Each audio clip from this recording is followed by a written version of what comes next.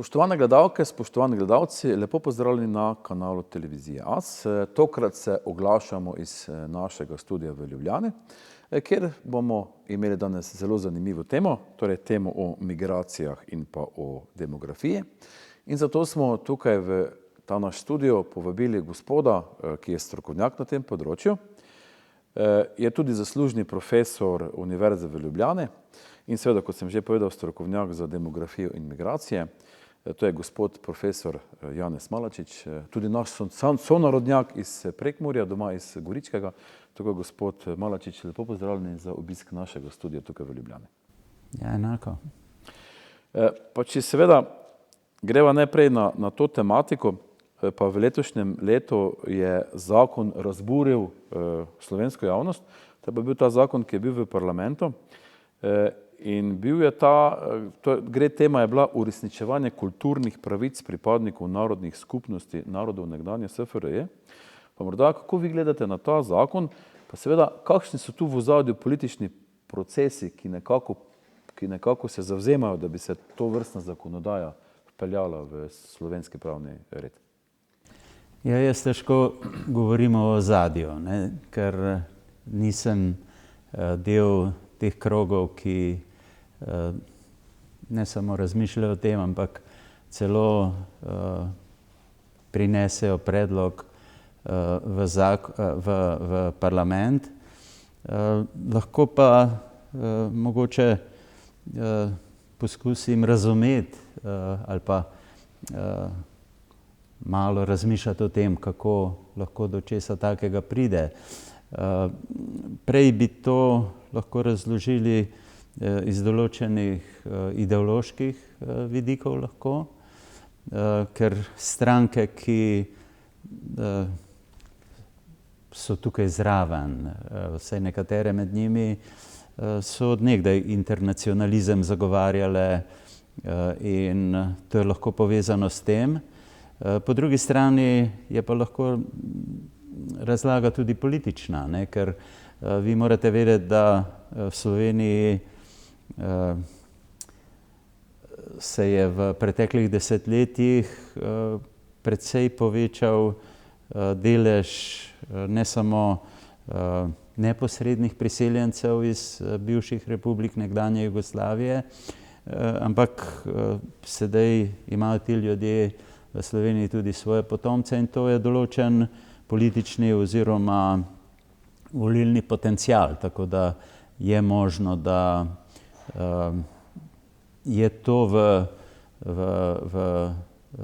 nekem političnem ozadju. Lahko je pa tudi kaj drugega. Zdaj, kar se mene tiče, jaz mislim, da bi naša slovenska politika morala veliko več pozornosti nameniti temu, da bi integrirala te ljudi. Mi vsi, ne samo mi dva, gotovo mnogi Slovenci vemo, da se mnogi od teh priseljencev, ki so se v vseh teh letih priseljevali v Slovenijo, in samo mimogrede, jaz bom dva podatka povedal. Če pogledate strukturo po narodnosti po slovenskih popisih, boste v 50 letih preteklega stoletja lahko videli, da je bila Slovenija zelo homogena. Praktično skoraj 96% prebivalstva takratne Slovenije, recimo nekje po popisu 53. leta, je bilo Slovencev. Ob popisu 1991, se pravi manj kot 40 let kasneje, takrat imamo zadnji popis, ko so ti podatki kolikor toliko korektni, je bilo pa približno 88%. Se pravi, da mi imamo tukaj 8 odstotnih točk razlike in gre za, to je rezultat priseljevanja iz republik bivše Jugoslavije. Slovenija je praktično znotraj bivše Jugoslavije imela pozitivni selitveni saldo z vsemi republikami.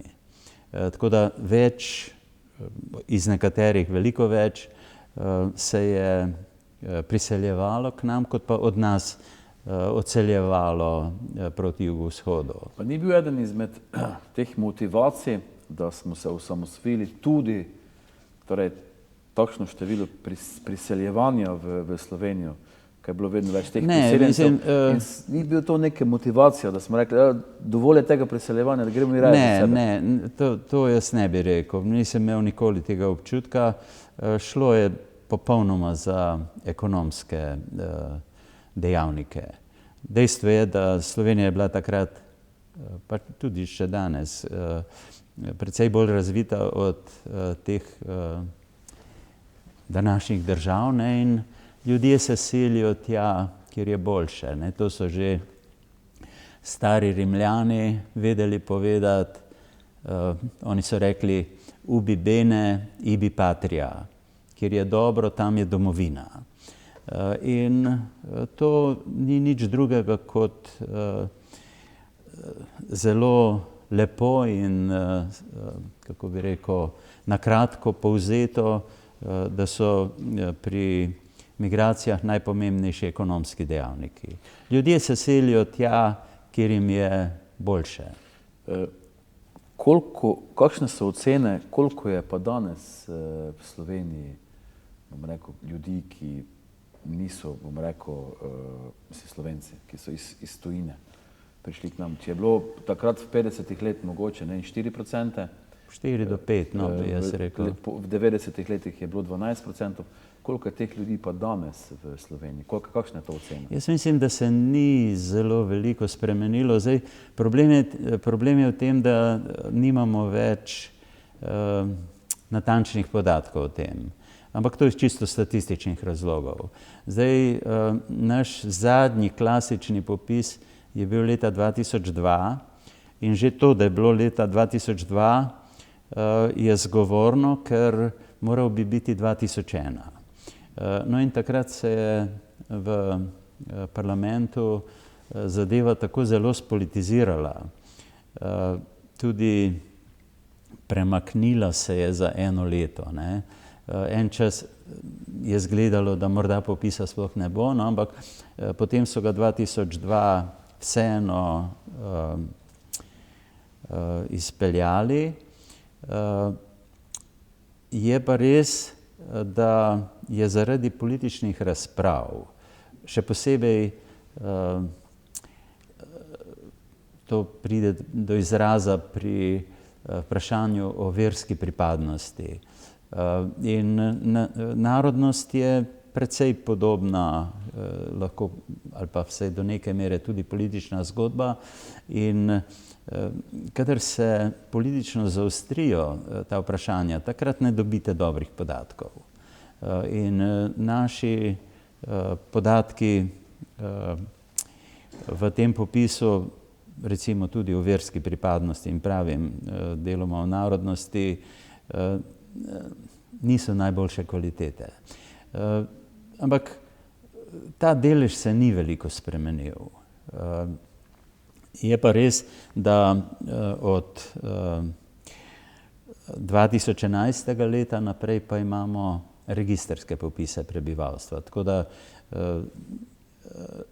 se popis izpelje na osnovi najrazličnejših registrov, ki so v Sloveniji, in se ne sprašuje več ljudi o tem, kakšne veroizpovedi ste, kakšne narodnosti ste, in enostavno teh podatkov nimamo več zdaj za kasnejše obdobje. Ampak nekaj se pa vseeno dogaja, ne? Mi imamo vedno več prebivalcev, medtem ko je pa pri nas Slovencih vedno manj otrok. Torej, neki premiki so potem, če pogledamo recimo v šole, vidimo recimo Kranj je taki primer, Celje je taki primer, kjer so recimo razredi, kjer je že, bom rekel, ljudi neslovenskega porekla, učencev že več kot Slovencev. Recimo, taki primer je z Albanci, ne? In potem je seveda iz tega vidika tudi ta poskus, ki bi naj bil uvedba albanskega jezika. Albanci so dober primer, ne? Ker Albanci so v Evropi, razen Romov v nekaterih jugovzhodnih evropskih državah, primer zelo poznega demografskega prehoda. To pomeni, da demografski prehod je prehod od visokih stopenj rodnosti in smrtnosti na nizke stopnje rodnosti in smrtnosti. Se pravi, prehod od nekega tradicionalnega načina obnavljanja prebivalstva na moderno obnavljanje, ko imajo družine največkrat samo enega ali pa dva otroka. In ravno zaradi tega, ker so Albanci primer, ko je ta demografski prehod zamujal, to pomeni, da je njihovo prebivalstvo v času prehoda zelo hitro naraščalo. No in je bilo veliko mladih ljudi, ki enostavno doma, tudi zaradi ekonomskih razlogov, niso mogli dobiti zaposlitve, zdaj pri muslimanih celo žene in podobno, in so se bili prisiljeni izseljevati. No in izseljujejo se po celi Evropi, ne samo v Slovenijo. Tako da, mislim, to ni nič neobičajnega. Ampak če to poveževa zdaj z vašim prvim vprašanjem, potem se lepo pokaže, kako neprimeren je, ali pa bom takole rekel, ne neprimeren, ampak dejansko je potreba v Sloveniji, da se denar namenja integraciji, ampak zlasti pri Albancih tudi učenja slovenščine, ne, ker ti ljudje ne razumejo slovensko. In zdaj nam pa vse raziskave kažejo, ne, da če hočete, da bodo migranti, priseljenci koristni za priseljensko družbo, da se morajo vključiti na trg dela. Na trg dela se pa lahko vključijo v prvi vrsti, če imajo določena znanja, ki so potrebna na trgu dela, pa jezik lokalnega okolja morajo razumeti. Vse raziskave več 10 let po svetu kažejo, da ko se migranti naučijo lokalnega jezika, da se njihov položaj na trgu dela postopoma vse bolj popravlja, izboljšuje, dobivajo vse večje plače in mislim, to je ena od osnovnih stvari, ki bi jih naša politika morala upoštevati. Ampak jaz imam občutek, da se mi, bom rekel, staroselci, če tako povem, moramo tem, ko se zadeva tako obrne, ko se zdaj moramo mi njim prilagajati, ne oni nam. Ne, jaz tega ne bi tako gledal. Dejstvo je, da se morajo ustvariti možnosti in ljudje se normalno obnašajo na trgu, ne? Tako da, če oni ugotovijo, da jim učenje jezika koristi, se bodo učili jezika. Zdaj nimamo vsi take sreče, kot jo imajo Angleži, ali pa v bistvu tudi Američani, ali pa povsod tam, kjer govorijo angleško, ker je to zdaj svetovni jezik, povsod po svetu se učijo angleščine. Ljudje, ko pridejo v angleško govoreče države, že znajo jezik. Zdaj, naša prednost v bivši Jugoslaviji je bila, ali pa tudi še sedaj, ne, v primerjavi s temi državami, ta, da so sorodni jeziki in da se razumemo med seboj. Ampak za Albance to ne velja.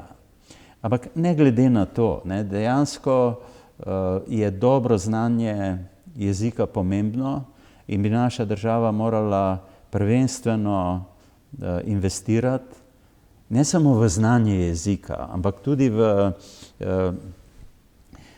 usposabljanje teh ljudi, v poklicno izobraževanje, konec koncev tudi v višje oblike izobraževanja.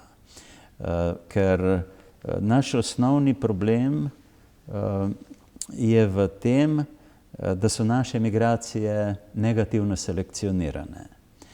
To je sicer strokovni izraz, ki ga moram pojasniti, gre pa za to, če mi imamo ekonomske migracije, in tu se večinoma pogovarjamo o ekonomskih migracijah, ne o političnih, ko je nekdo, ali pa prisilnih migracijah, ko nekoga izženejo od nekje, ko se mora celotna skupnost preseliti. Če imamo ekonomske migracije, te so zmeraj selekcionirane. Neprestano poteka selekcija po najrazličnejših znakih. No in kadar pravimo, da so negativno selekcionirane, to pomeni, da, bom s primerom povedal, pri nas se bolj izobraženi ljudje bolj izseljujejo, kot priseljujejo. Manj izobraženi se pa bolj priseljujejo v Slovenijo, kot pa odseljujejo iz nje. In to ni sicer edini primer takih selekcij po svetu, ampak jasno je, da bi bilo v interesu vsake moderne države, da ima pozitivno selekcionirane migracije, da pridejo izobraženi ljudje, konec koncev poglejte, kakšna potreba po zdravnikih recimo je, po drugih medicinskih poklicih, pa tudi nemedicinskih. Zdaj, kar se naših migracij v samostojni Sloveniji tiče, je treba reči, da so se tam v 90-ih letih do neke mere nadaljevali trendi, ki so bili prisotni v bivši Jugoslaviji. Res je, da tam v vojnih letih, ko so bile ne samo v Sloveniji, ampak še posebej na Balkanu vojne, so tudi te vplivale, ampak številke so bile tudi precej podobne. Stvar se je pa popolnoma spremenila, ko je Slovenija postala članica Evropske unije. To je verjetno bil dodatni privlačni dejavnik, ker so mnogi Slovenijo uporabljali tudi kot eno stopnico na poti ne samo v Evropsko unijo, ampak tudi v bolj zahodne države Evropske unije. No in sedaj so se stvari precej povečale. Tako da, če bi pogledali število priseljenih in odseljenih iz Slovenije, so po letu 2004, ko smo postali članica Evropske unije, bistveno večje. In v zadnjih nekaj letih celo veliko večje. Na kakšno leto se priseli v Slovenijo, pa bom rekel, skoraj toliko ljudi, kot verjetno je kakšno leto bilo tudi več, kot se rodi v Sloveniji. Res je pa tudi, da se... 20 tisoč skoraj. Ja, tam med 15 in 20 tisoč. Za lansko leto je število rojenih samo okrog 17 tisoč. V 10 letih 100 tisoč ljudi pride. No, ampak tudi odselitve so velike, so tudi veliko večje. To se bolj naši Slovenci izseljujejo. Ja, odseljujejo se tudi tisti, ki so se priselili.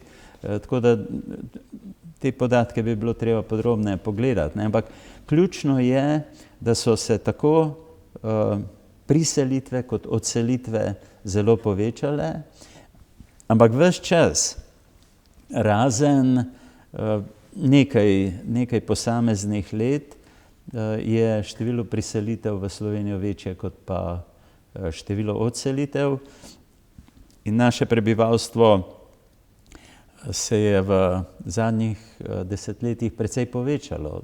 Zdaj, število prebivalstva Slovenije je že čez 2 milijona 100 tisoč in to predvsem zaradi pozitivnega selitvenega salda, ker pri naravnem gibanju imamo zdaj že kar nekaj let negativni saldo. In zadnjih nekaj let, 4-5 let je ta saldo precej visok.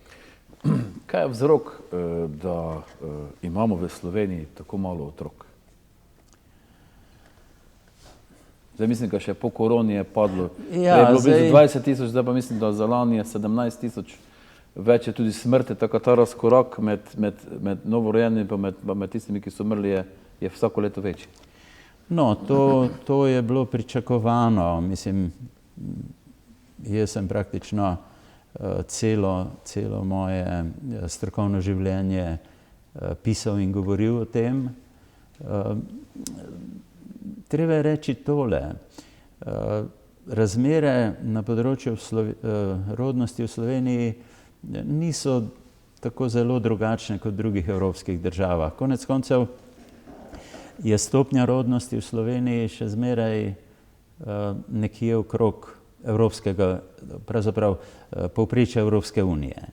Tako da ena ženska v povprečju rodi okrog 1,6 otroka pri nas. In tudi povprečje je takšno. Ampak to je število na posamezno žensko. Na celotno število živorojenih pa vpliva tudi, koliko žensk je v tistih letih, ko ženske najbolj rojevajo. In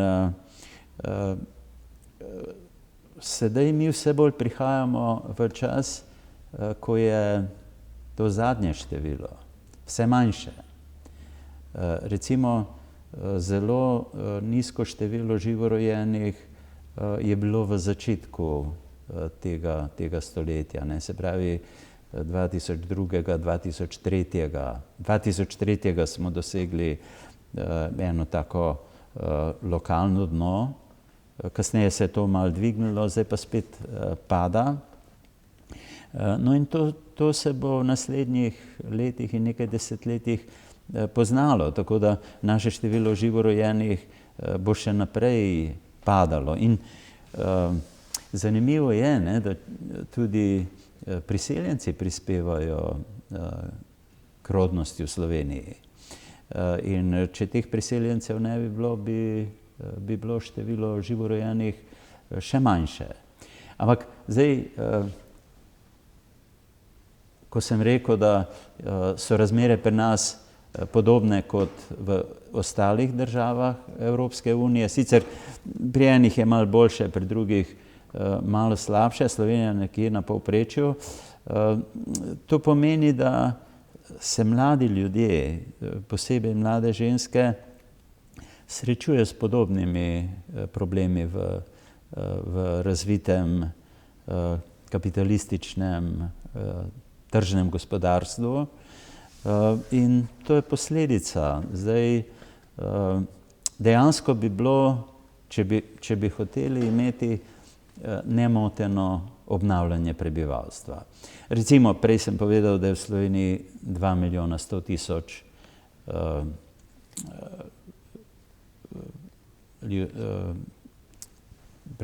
število prebivalcev.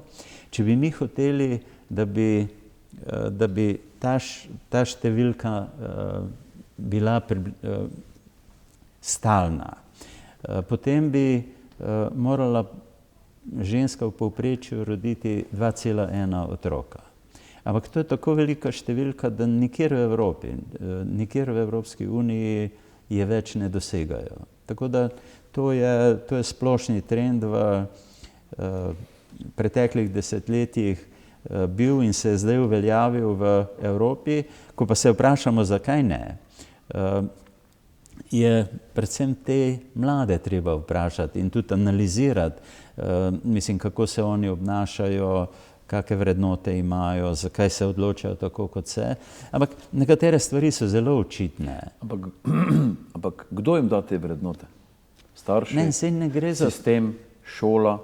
Ne, to so zelo kompleksna družbena Kaj je problem? razmera. Premalo se Problem seksa? Ne, Ni časa za seks? ne, problem je pomanjkanje stanovanj, problem je v tem, da praktično današnje ženske hočejo biti zaposlene, pri tem imajo veliko težav oziroma tudi veliko ovir, ne, da pri združevanju poklicne in materinske vloge in mislim, če bi to bil samo problem Slovenije, ne, potem bi v drugih državah bile razmere drugačne in bi bilo mogoče videti, kaj je treba narediti, da bo tudi pri nas recimo tako visoka večja rodnost, kot bi potem, lahko nekdo pričakoval, da bo v tujini. Ampak celo Francija, ne, ki je imela ne samo najbolj pronatalitetno politiko v zadnjih 100 letih, ampak je neprestano posvečala temu pozornosti. Po najnovejših podatkih je tudi pri njih precej padla rodnost. Ampak imam občutek, da se tudi država nekako za to ne trudi. Ne vem, ko je bila, jaz bom zdaj dal mogoče en primer, ko je bilo za korono, pa za tisti, ko so delali cirkus, pa promocijo za cepljenje, pa ne vem kaj, vse tam so ogromne denarje vrgli. Zdaj, ko bi v promocijo, v medije, ne, ko potem vplivaš na ljudi, pri tej demografiji, ko bi pa mogoče mlade malo spodbudili, pa ni nek videti, ko bi država imela neko strategijo, pa nek cilj, dajmo, spodbudimo to mlado generacijo, pomagajmo jim tudi prek medijev, pa tudi prek finančno, dajmo na nek način, dajmo jih, ne imajo. To ni čisto res. No, jaz imam tak občutek. No, ne vam povedal, zakaj je temu tako. Dejansko se zlasti v preteklem stoletju, v drugi polovici, zelo veliko govorilo o skandinavskih državah in zelo dobro je preučen skandinavski socialdemokratski model države blaginje. No in cela vrsta teh politik se je potem širila tudi v druge države Evrope. Ampak ta politika je v začetku bila sprejeta tudi zaradi tega, da bi se mladi lažje in več odločali za otroke. Ampak problem je bil v tem, ne samo v tem, da so včasih zaradi takega ali pa drugačnega leporečja tudi malo poskušali biti bolj všečni, ampak problem je bil v tem, da so se ljudje na te ukrepe, ki so recimo v 50-ih, 60-ih letih bili sprejeti iz pronatalitetnih razlogov, iz razlogov, da bi povečali rodnost. To se je zelo hitro sprejelo, kot da je nekaj normalnega, kot nekaj, kar družba mora zagotavljati, čeprav prej nikoli ni. In ni imelo več nobenih pronatalitetnih učinkov. Zdaj, pri odločitvi za otroka pa ljudje hočejo varnost, ali pa še posebej za več otrok, za 2, 3 otroke. Oni hočejo imeti zagotovilo, da bo tako rekoč skozi celo njihovo delovno obdobje, recimo, da bodo v položaju, da bodo imeli solidne dohodke, da bodo lahko poskrbeli za te otroke.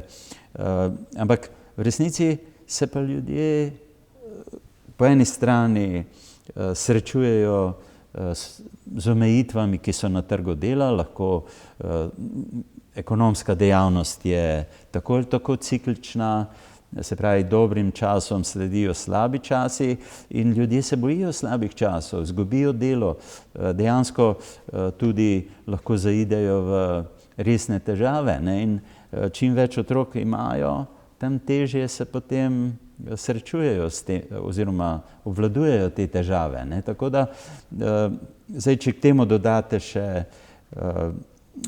čisto specifične dejavnike ali pa okoliščine, ki vplivajo na mlade ženske, ki nočejo več biti zapostavljene, odvisne od moža ali pa od neke družine. Konec koncev so v sodobni Evropi, tudi pri nas v Sloveniji, mlade generacije kažejo, da so ženske bolj izobražene kot moški. Recimo na Ljubljanski univerzi je med diplomanti razmerje približno zdaj že nekaj časa, to je sicer malo posplošeno, 60:40. Med diplomanti je bistveno več žensk kot, mislim, deklet kot fantov. Ko sem jaz študiral, niti slučajno ni bilo tako, ne. Takrat čim bolj si šel po tej po dolžini študija in tudi po akademski stopnicah navzgor več je bilo moških. To zdaj že nekaj časa ni več tako. Ženske so uspešnejše pri študiju kot fantje. Tako da tudi to je ena od težav za ženske. Ampak je kdo tem mladim ženskam kdaj razložil, kaj dejansko zapolni njihovo življenje? Pa zdaj, ko me ne do ženske narobe razumele, ne? Jaz sem to, seveda, izobrazba, služba, super, ne? Ampak jaz vidim, kaj žensko res zapolni, tu sem jaz doma videl, smo 2 otroka, smo sino počeli. Ja. In vidi, kaj je recimo pri moji partnerci, ker nismo pač poročena, kaj je njej življenje zapolnilo, res tisto, kar nekako tisto pravo, ko zapolni to so otroci. In jaz se mi zdi, ka ženska brez otrok je mislim, jaz tega ne razumem, ker sem doma videl te vezi, ki se vzpostavijo, na kak način ženske to reagirajo in tako naprej. Kako to skupaj z otroci, da predvsem tisto prvo leto po rojstvu. Tega ne morete posplošiti. In jaz mislim, da to ženske niti tega, mislim, ne vem, če je to tem mladi generaciji to kdo povedal.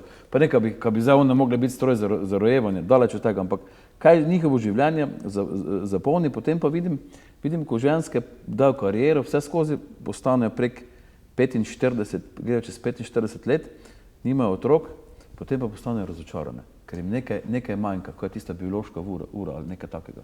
Jaz to opažam pri ženskah, no. Ja, pa mi je žal, da nisem imel prej otrok po teh stvarih. Življenje je preveč kompleksno in tudi moderna družba je izjemno kompleksna. In se ne da se stvari tako natančno načrtovati. In glejte, kaj se je zgodilo v preteklih približno 3-4 desetletjih.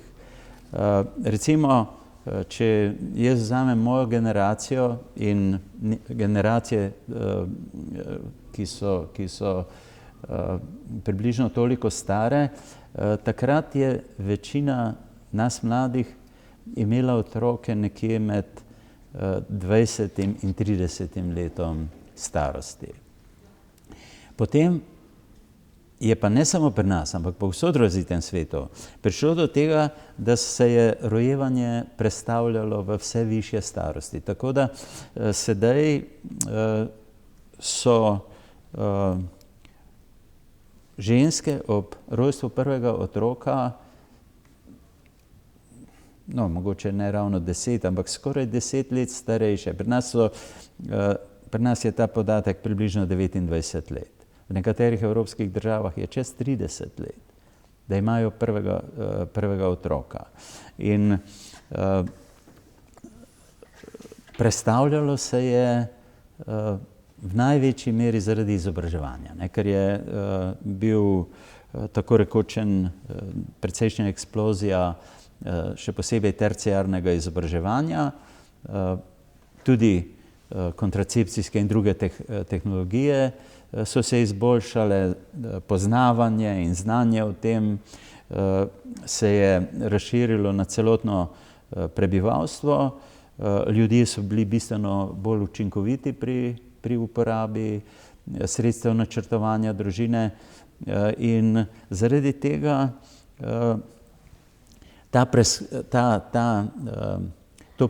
ta preložitev je bistveno skrajšala obdobje, ki je bilo namenjeno rojevanju. To pa pomeni, da če se mlada ženska znajde v položaju, da nima primernega partnerja po njeni oceni, ali pa da sploh nima partnerja, ima ona samo par let na voljo za rojevanje in se pogosto odloči, da ne bo imela otrok. Kaj se je z moškimi zgodilo, da jih ženske več ne najdejo pravih partnerjev? Ker to je res, to je ogromno krat sem to že videl. Deloma je odgovor v tistem, kar sem prej povedal, v diplomantih. Ženske bi rade, diplomirane ženske bi rade diplomiranega partnerja. Ampak, kot že rečeno, ženske so, oziroma dekleta so uspešnejša pri študiju. To ne samo pri nas v Sloveniji, to je povsod v razvitem svetu. Enostavno so tudi verjetno zaradi nekih drugih dejavnikov bolj pridne, lažje sedijo pri knjigi, mogoče jih tudi hormoni pri tem ne ovirajo toliko kot fantov in podobno. Tako da tukaj je stvar zelo kompleksna. Predvsem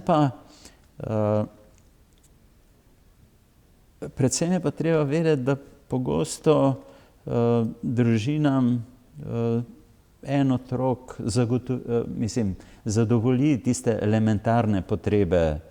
Tako da nekateri pravijo, da to lepo kaže tudi primer parov, ki ne morejo imeti otrok. Takrat bi pa vse naredili, tudi investirali ne vem koliko v in vitro fertilizacijo in podobne stvari. Parov, ki ne morejo imeti otrok, je ogromno. Ja, zato, ker se je zelo prestavilo rojevanje v 30. leta. Takrat se pa že tudi sposobnost rojevanja počasi začne zmanjševati. Kaj bi morali narediti, da bi se ta demografska slika v Sloveniji popravila? Da bi prišli recimo na tisti 2, ki bi potem še ta naša družba imela neko vizijo oziroma da bi lahko obstala? Sej ne gre za to, da bi zdaj v resnici morali doseči ta podatek, za katerega model kaže, da je 2,1 otroka na žensko, ampak če zdaj to v praktično življenje prevedemo, kaj to pomeni, ta 2,1 otroka? To preprosto pomeni, ker morate upoštevati tudi, da en del prebivalstva, en del žensk ne bo rojeval. Iz najrazličnejših razlogov, tudi ker mogoče nima primernega partnerja, mogoče se kaj zalomilo, mogoče je zamudila tisto okno priložnosti, če tako rečem. In ko to v matematični izračun vstavite, boste dobili, da bi dejansko tiste, ki rojevajo, bi vsaka druga morala imeti 2 otroka, vsaka druga pa 3 otroke. Se pravi, v tem primeru bi mi imeli tolikšno rodnost, da bi bila dolgoročno nemotena reprodukcija oziroma obnavljanje, da bi bilo zagotovljeno. Ampak, se pravi, to je model. Dejansko je pa stopnja rodnosti že dolgo, praktično pri nas v Sloveniji zdaj že 40 let in nekaj več, nižja od tega.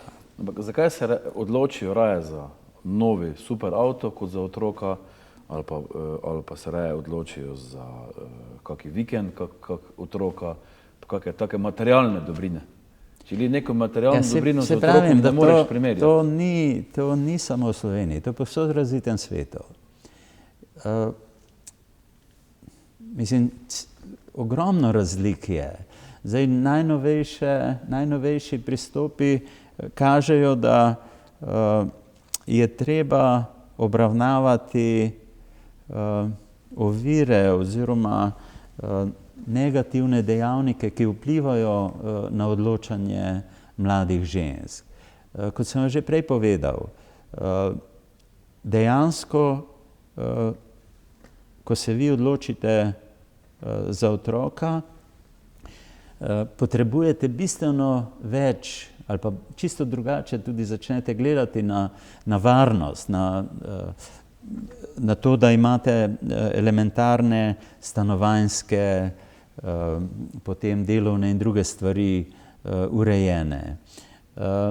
Razen tega pa ljudje, moderni ljudje, tem veliko več vlagajo v svoje otroke, kot so nekdaj. Ne? Tako da mi imamo celo ekonomsko teorijo, ki razlaga, da je moderna rodnost padla zaradi tega, ker ljudje bistveno več investirajo v kakovost teh svojih potomcev, kot pa v število potomcev. Pa jih s tem morda te otroke ne preobremenjujemo na ta način. No, dobro, tudi. Mi smo se igrali tam, to je ko sem absolutno. živel, mi smo šli kavbojce pa indijance, pa nekaj smo se tam imeli noreli, pa smo bili tako zrasli. Čim bolj boste šli v neko moderno velemesto, tem hujši pritiski so na te mlade ljudi. Zdaj, da ne govorim o vzhodni Aziji, ne, ker recimo Južna Koreja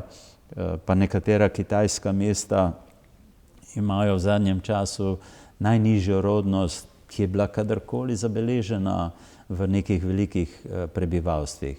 In mi vemo tudi, da imajo te družbe najbolj trde sisteme selekcije za vpis na univerze, recimo. V Južni Koreji vi morate veliko investirati, mislim, v inštrukcije za sina ali hčerko, ki pomagajo tem otrokom, da pridejo ne samo na najboljše univerze, sploh na univerze. In vse to je potem za mnoge tudi ovira. Pa ni potem takem tudi tam ogromno samomorov?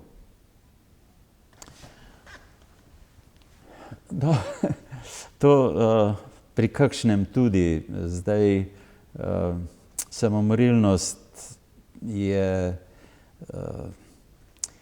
mislim, druga tema. Tudi pri nas v Sloveniji je višja kot v nekaterih drugih evropskih državah. Tu so težko bi rekel, da je to statistično značilno. Čeprav za te vzhodnoazijske države jaz nisem gledal podatkov. Jaz sem gledal dokumentarec za Južne Koreje, ko so res imeli enega, mislim, ki je srednjo šolo hodil ali študiral, v srednjo šolo je hodil in je bil v 5. zjutraj vstal pa do polnoči. Ja, ves čas. Kako je to smisel, ko se dejansko tako razdajaš, se pa življenje verjetno kaj drugega, ne pa samo delo. To je zelo hud družbeni pritisk. In jaz imam nekaj izkušenj, osebnih izkušenj, ki sem jih doživel, nekatere že v 80. letih preteklega stoletja. To si mi v Evropi ne predstavljamo, kako hud pritisk je strani starejših na mlajše generacije lahko v teh vzhodnoazijskih družbah. še posebej na Japonskem, Koreji, verjetno tudi Kitajskem, čeprav na Kitajskem se je zdaj zaradi komunistične oblasti mogoče kar nekaj stvari spremenilo. No, meni osebno, meni noben Mercedes, pa noben vikend ne pomeni toliko kot moje dva otroka, ko pridem domov. No, ampak, ko jih dva vidim, mislim, noben denar me ne bo usrečil, kot me moji otroci usrečijo. To samo želim jaz iz mojega zornega kota ta občutek vi dobite, ko že imate enkrat otroke. Ampak ljudje, ki se pa odločajo za prvega otroka, pa ne samo, da te izkušnje še nimajo, ampak imajo veliko dejavnikov, ki delujejo v tej smeri, naj se odločijo, pa tudi cela vrsta ovir je. In rezultat vsega tega odločanja je pa tisti, ki ga statistika ugotovi. In to je, da se v Sloveniji rodi v povprečju okrog 1,6 otroka na žensko. Ampak naši starši so imeli manj, oziroma moji starši so imeli manj, niso imeli tega, vseh teh dobrin, ki jih imamo naša generacija, pa so imeli otroke, pa so imeli več otrok, več vsega. Ni mogoče to malo en problem v razmišljanju, pa v krizi vrednot, da se mogoče nam to potem to dogaja, pač s to generacijo, ki vse drugo vidi, samo ne tisto, kar je najbolj pomembno. Pa kar ne bom zdaj krivičen. Prej sem govoril o demografskem prehodu. Demografski prehod je v Sloveniji potekal in v večini evropskih držav nekje od srede 18. stoletja ali pri nas od konca 18. stoletja do približno polovice 20. stoletja.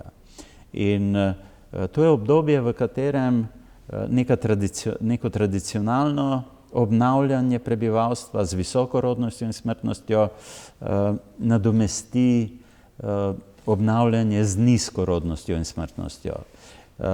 Nasplošno rečemo, da se družba modernizira v tem času.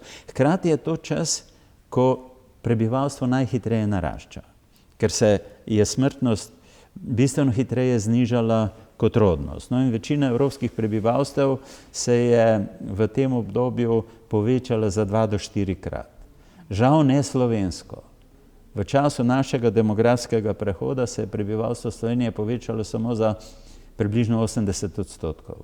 In to zaradi tega, ker je bil velik del tega obdobja pod vplivom ekonomskih kriz in visokega odseljevanja oziroma emigracije. Pa tudi nekaj so vojne prispevale, nekaj je prispevalo to, da smo izgubili del nacionalnega ozemlja in zanimivo je, da smo izgubili tisti del, kjer je bila najnižja rodnost med vsemi slovenskimi pokrajinami. To je bilo pa na Koroškem. Se pravi, bili so pritiski germanizacije tudi na Primorskem, kjer so spreminjali Slovencem priimke v italijansko zveneče priimke in nekateri imajo še danes ne samo probleme, ampak jih celo v slovenskem časopisju napadajo zaradi tega, kar je zelo nekorektno, da milo rečem. Kam bo šla ta demografska slika Slovenije v naslednjih letih? Kakšna pričakovanja? V katero smer bo to šlo? Zdaj, če pogledamo projekcije, v okviru Evropske unije se delajo projekcije za vse države in te projekcije delajo običajno uveljavljeni demografski inštituti. No in zadnje projekcije imenuje se Europop. Delajo se pa zdaj že kar precej časa. Projekcije pa delajo tudi Združeni narodi, recimo, pa drugi. Ampak hočem to povedati, Europop projekcije kažejo, da bi naj bilo prihodnje gibanje prebivalstva Slovenije precej podobno evropskemu povprečju. Tako da nekje v prihodnjih letih bi naj po teh projekcijah dosegli maksimum, na to pa bi se prebivalstvo začelo postopoma zmanjševati. To je projekcija zadnje izdaje, ki govori o tem, da bi se naj še v tem desetletju naš maksimum dosegel in tudi prebivalstvo celotne Evropske unije bi naj doseglo maksimum, potem bi se naj zmanjševalo. Zdaj, težava teh projekcij je, da so prvenstveno odvisne od prihodnjega gibanja migracij, ne, in predvsem salda migracij, se pravi, kako se bodo gibale neto migracije. No, in mi vemo, da so neto migracije v Slovenijo zdaj že vse skozi pozitivne, in če se bodo ta gibanja iz zadnjih približno 5 let nadaljevala, potem se ta projekcija ne bo čisto uresničila in bo naše prebivalstvo še v 30 leta naraščalo. Ampak tudi, če se bo to zamaknilo za 10 let, zaradi nizke rodnosti in zaradi tega, ker bo vse manj žensk v rodni dobi, se bo celotno prebivalstvo potem začelo zmanjševati. Problem je v tem, da če bi hoteli z migracijami nadomestiti izpadla rojstva oziroma tako zelo znižano rodnost, bi se število priseljencev moralo zelo povečati. Tukaj pa spet pridemo potem do vprašanja sprejemljivosti tega za to prebivalstvo, ki sedaj živi, ne samo v Sloveniji, ampak tudi v drugih evropskih državah.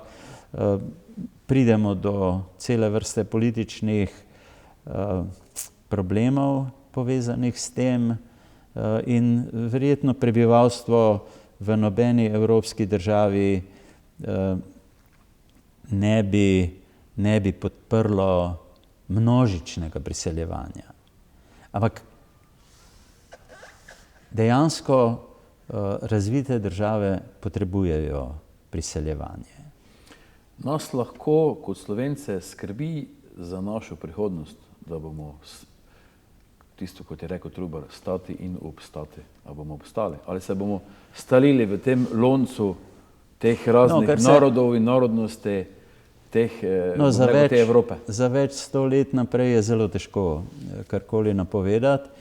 Čeprav v naši stroki prevladuje prepričanje, da bo ne samo prebivalstvo v razvitih državah, ampak tudi prebivalstvo sveta doseglo maksimum in se potem začelo zmanjševati. Ne? Tako da podobne napovedi so tudi ne samo za posamezne, ampak za države članice Evropske unije. Jaz mislim, da smo Slovenci bili v preteklosti velikokrat v mnogo težjem položaju, kot smo zdaj. Mi potrebujemo samozavest, veliko več, kot je imamo. Nikakor ne bi smeli kar naprej ponavljati, kako smo majhni. Ta prihodnost bo v veliki meri odvisna od nas. Ne? In jasno je, da moramo mi poskrbeti zase. Moramo poskrbeti za to, da bo Slovenija uspešna, ker, kot smo prej rekli, ljudje se selijo tja, kjer je boljše, kjer je dobro. Ne? In dokler bo Slovenija ekonomsko uspešna, bo v dolgem prihodnjem obdobju na svetu dovolj ljudi, da se bodo priseljevali v Slovenijo. Je pa res, da je tukaj treba voditi neko pametno migracijsko politiko. Treba bi bilo doseči, da bi naše migracije bile bolj pozitivno selekcionirane. Ampak dejstvo je, da ne gre samo za to, da bomo zdaj mi poskrbeli za demografsko prihodnost. Potrebno bo poskrbeti tudi za varnost. Mi vemo, da ni mogoče zdaj pričakovati, da bo od zdaj naprej pa vse skozi mir, pa bo vse skozi idealno, ko imamo nekaj 100 kilometrov od nas prav grozno vojno. In demografske razmere bodo povezane tudi s sposobnostjo obraniti to, kar imamo. Tako da gre za zelo kompleksna vprašanja, zaradi tega jaz nikakor ne morem razumeti, da se nekatere stranke pri nas postavljajo na stališče, da demografija ni pomembna, da demografskega vprašanja ali pa demografskih problemov v Sloveniji ni, ampak jaz ne vem, ali je to rezultat neke ideološke zaslepljenosti ali pa preprosto samo slabe politike. Gospod profesor Janez Malačič, čas nam je potekel, mislim, da so zdaj že malo gledalci malo utrujeni, ko ne dvoje spremljajo. Mislim, da je to taka tema, o kateri še lahko debatiramo. Jaz bi seveda še si želel, da še kako debato narediva na to temo. Drugače pa seveda hvala lepa za obisk našega studija, pa hvala lepa seveda za to zanimivo debato, ki smo nekako uspela danes izvesti. Ja, me je veselilo.